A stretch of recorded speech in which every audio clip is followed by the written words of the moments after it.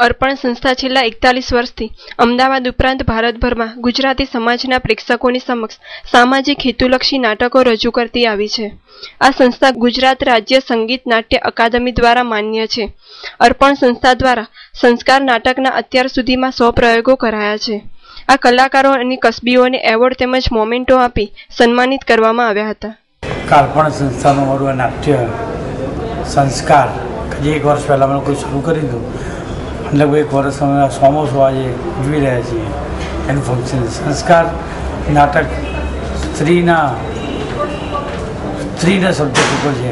અત્યારે જે સ્ત્રી ભ્રૂણ હત્યા થઈ રહી છે અને એનું જે પ્રજામાં સ્ત્રીઓની વિશેની જે આપણી છાપ છે અત્યારના લોકોમાં, એ છાપને બદલવાનો અમે લોકોએ પ્રયાસ કર્યો છે. અને સંસ્કાર નાટક 100 પૂરા કરે છે. આજે અર્પણ સંસ્થાએ લોકો 41 વર્ષમાં 41 નાટકો આપ્યા છે અને બધા લગભગ 200 300 અને રૂપિયામાં રમતો માણસ એટલે 550 પૂરા કર્યા છે. અને આ નાટક બહુ સુંદર 1 વર્ષમાં કર્યું છે એટલે લગભગ એના પર 500 થાય એ અમારી લોકોની અપેક્ષા. કલાકારોનો બહુ સંપૂર્ણ ફાળો અમારી નાટ્ય સંસ્થાઓનો અને અમારા સામાજિક સંસ્થાઓ જે લોકો શો કરે છે એ લોકોના હિસાબે જ અમે લાખો શો કરી શકીએ છીએ. હું એક પોઝિટિવ રોલ કરું છું. કેરેક્ટર નામ છે મારું શારદા, જે ખૂબ જ પોઝિટિવ છે. અમારો એક નાનકડો પરિવાર છે. મારે 2 સન છે, એક ડોટર છે. અને જે છોકરા છોકરીનો ભેદભાવ જે રાખે છે આ જમાનામાં, આ સમાજમાં, એ ન હોવો જોઈએ એવી મારી ભાવના છે. મારા આખા ફેમિલીની એ ભાવના રહે છે. અને સમહાવ સામેના જે ફેમિલી છે એમાં મને જમાઈ જે મારી દીકરીનો હસબન્ડ જે બતાવે છે એ ખૂબ જ પોઝિટિવ બતાવે છે.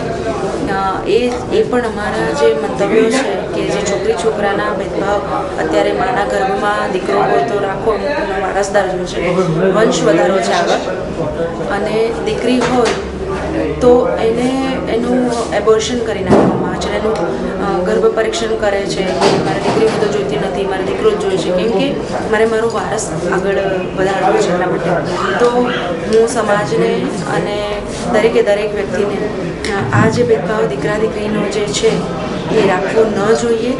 આ જમાનામાં દીકરા કરતાં દીકરી ફાર બેટર છે.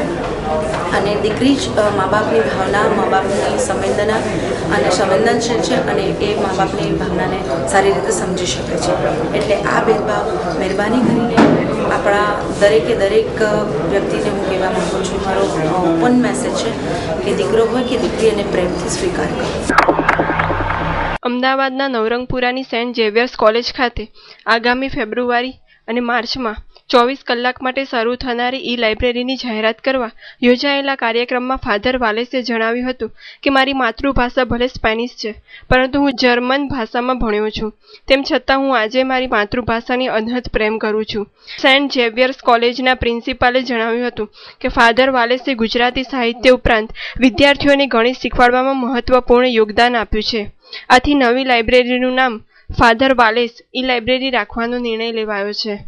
કોલેજ દ્વારા તૈયાર કરાયેલા ગોલ્ડન જ્યુબિલી બ્લોકમાં શરૂ થનાર ઈ-લાઇબ્રેરીના રોજિંદા ખર્ચ માટે ₹5 કરોડના ખાસ ભંડોળની જરૂર હોવાથી ફાધર વાલેસના પૂર્વ વિદ્યાર્થીઓ, વાચકો અને પ્રશંસકોને ઉદારતાથી દાન આપવાની અપીલ કરવામાં આવી છે. એટલે એક સ્ટાઇલ શું કે 2 વર્ષ પહેલા છેલ્લા કાર્યક્રમમાં આવ્યો હતો ત્યારે અકસ્માત જાણી જોઈને નહીં, વિચાર કરીને નહીં, કારણ કે એ વખતે પ્રોજેક્ટમાં હતો એટલે તેથી કંઈ આવે એનો ખ્યાલ રહેતો ન હતો. અહીંયા એરપોર્ટમાં ઉતર્યો અને એરપોર્ટની ગોળીમાં આવતા મારે કાને સંગીત, ગીતો લોકોને હું જોતો હતો, ગરબા, લાઉડસ્પીકર. ત્યારે એકદમ ખ્યાલ આવ્યો હવે તો નવરાત્રિ છે, નવરાત્રિ. એ દિવસે ખ્યાલ આવ્યો અને મને થયું કે લઈને ખરેખર આ તો પ્રસંગ લેવાનું મન થાય. એ દિવસો દરમિયાન મારા જે જૂના વિદ્યાર્થીઓ, મિત્રો, છોકરીઓ, વાચકો હતા એટલા ઘણા તો મળવા આવ્યા. અને માં તમારી તો એ છે કે એ લોકો ઘણા વર્ષો પહેલાં 20, 30 કે 40 વર્ષ પહેલાં મારી સાથે કોઈ સંપર્કમાં આવેલા એ હવે આટલા વર્ષ પછી આવે ત્યારે એમને અને મને બંનેને કંઈક જૂનું પણ લાગે નવું પણ લાગે કે આ પેલો છોકરો હશે મારા બસમાં તોફાન કરતા હતા તે જ એ હોત અને જૂનામાં પણ નવું દેખાય એટલે એવા પ્રસંગો ખૂબ લેવા લાગ્યો અને જુદા જુદા એવા મિત્રોની સાથે અને મિત્રોને એમના વિશે જૂના પ્રસંગો હતા જેના વિશે મેં કોઈ વખત લાગ્યો પણ હતો જ્યાં સમાચારની પૂર્તિમાં તમારા પુસ્તકમાં વગેરે એ પ્રસંગો ફરીથી આવવા લાગ્યા અને એ પ્રસંગો મેં ફરીથી આ પુસ્તકમાં 996 બેસાડે એટલે હવે તમને કહું એવા કેટલા પ્રસંગ એ ઉતાવળથી તમને કોઈ બી યાદ આવે અને પ્રશ્નનો પણ જવાબ આવે કે અમે શું લખ્યું છે તમારા મનમાં એક વિચાર આવ્યો અમારા મિત્રો જાણે છે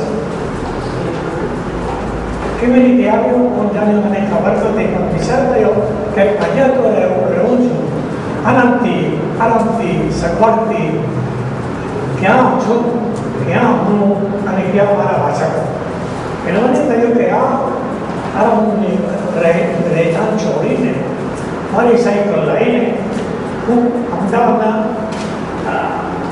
ઘેર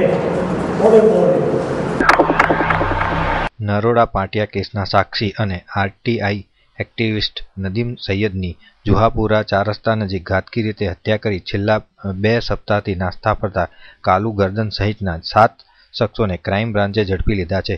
ગત ઓક્ટોબર મહિનાના અંતમાં વેજલપુર પોલીસ પર જુહાપુરામાં કસાઈઓ દ્વારા થયેલા હુમલા પ્રકરણમાં નદીમ સૈયદે સ્થાનિક લોકો સાથે મળી કસાઈઓ વિરુદ્ધ ઉચ્ચ પોલીસ અધિકારીઓને રજૂઆત કરી હતી.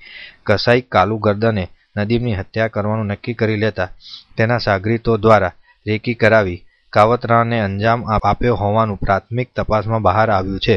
ક્રાઇમ બ્રાન્ચના પીએસઆઈ પીબી રોજિયાને બાતમી મળી હતી કે કાલુ ગરદન સહિતના હત્યારાઓ રાજસ્થાનથી લક્ઝરી બસમાં અમદાવાદ આવવાના છે. જે વિગતોના આધારે PSI J M. Yadav, PSI Rojiya, K G Chaudhari તથા સ્ટાફે જુદી જુદી ટીમો બનાવી હિંમતનગર ખાતેથી લક્ઝરી બસની ઓળખ મેળવી લીધા બાદ તેનો પીછો કર્યો હતો. હત્યારાઓ નરોડા રેલવે ક્રોસિંગ પાસે બસમાં ઉતરતા તેમને પોલીસે ઝડપી લીધા હતા. ધરપકડના ડરથી હત્યારાઓએ પોલીસ સાથે ઝપાઝપી કરી નાસી છૂટવાનો પણ પ્રયત્ન કર્યો હતો.